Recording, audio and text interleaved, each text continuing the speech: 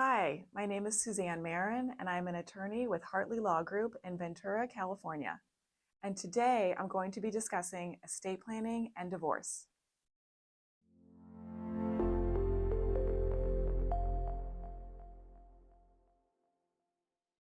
It is imperative to consider your estate planning goals in light of your divorce.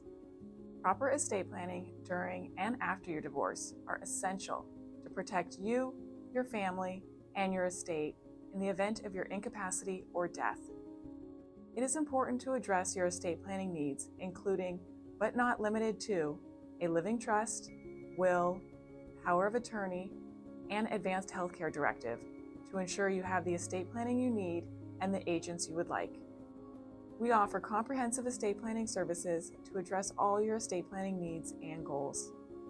If you decide to make changes to your estate plan or to create an estate plan for the first time, it is important to work closely with family law and estate planning counsel to effectuate your testamentary goals without violating the automatic temporary restraining orders, also known as ATROS, set out in Family Code Section 2040. The ATROS are effective the moment you file for dissolution or are served by your spouse and remain in place until all issues in your case are resolved under Family Code Section 233. The ATROS govern what changes you may make to your estate plan unilaterally, what changes require notice to your spouse, what changes require the consent of your spouse, and what changes can only be made with a court order. Why should you review and/or alter your pre-dissolution estate plans? Well, it is important to understand what would happen to your estate if you should die during the pendency of your dissolution proceedings without making any changes to your existing estate plan. The answer depends on whether you might die before or after entry of judgment terminating your marital status.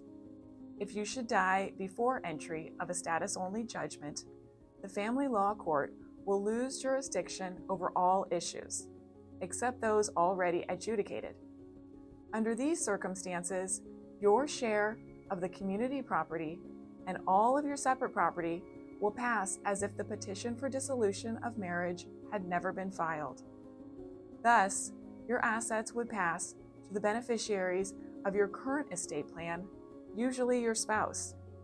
If you do not have an estate plan, when a decedent dies intestate, your estate would pass through probate and your surviving spouse is entitled to a share up to all of the community property belonging to you and a share of your separate property under Probate Code Section 6401. Any non-probate assets, such as retirement assets and life insurance plans, would pass to your designated beneficiaries, typically your soon-to-be ex-spouse. If you should die after a status-only judgment that expressly reserves jurisdiction over the remaining issues in the case, the family law court would retain jurisdiction and the property division would take place there. The executor of your will would be substituted in your place, and the family law court would retain jurisdiction to decide the remaining issues in the case. Death after a status-only judgment also has a very different impact on how your estate would be distributed. A judgment of dissolution automatically terminates any non-probate transfers between former spouses, including wills and trusts.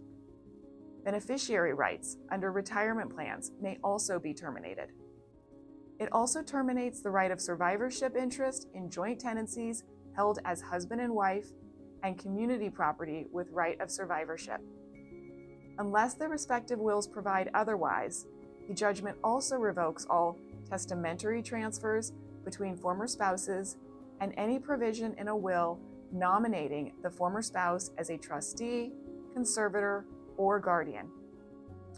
However, a judgment of dissolution does not terminate the surviving spouse's rights as a designated beneficiary under a life insurance policy.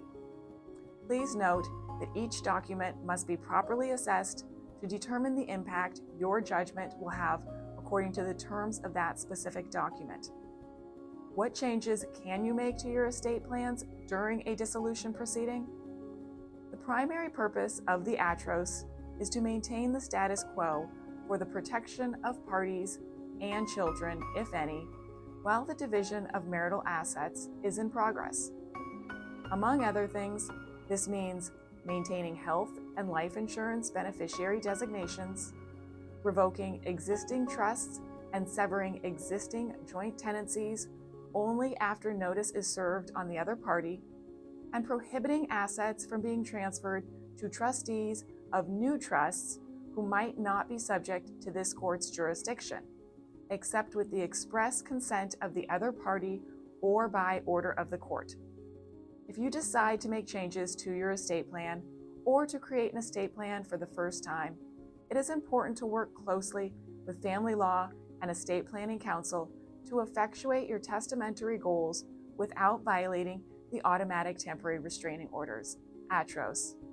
We at Hartley Law Group offer comprehensive estate planning services to address all your estate planning needs and goals, both during and after your divorce, so you, your loved ones, and your estate are protected. My name is Suzanne Mehren, and I'm an attorney with Hartley Law Group. If you need more information, please check out our website where you can find more of our informational videos there and also on YouTube.